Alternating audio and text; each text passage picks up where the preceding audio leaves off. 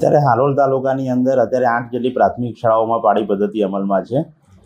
નિયત સમય શાળાનો પ્રથમ પાળીનો સવારે 7 થી બપોરે 12:15નો હોય છે, જ્યારે બીજી પાળીનો સમય 12:30 થી 5:30નો નિયત કરેલો છે. શિક્ષકોએ આ નિયત સમય કરતાં 15 મિનિટ વહેલા આવવાનું હોય છે.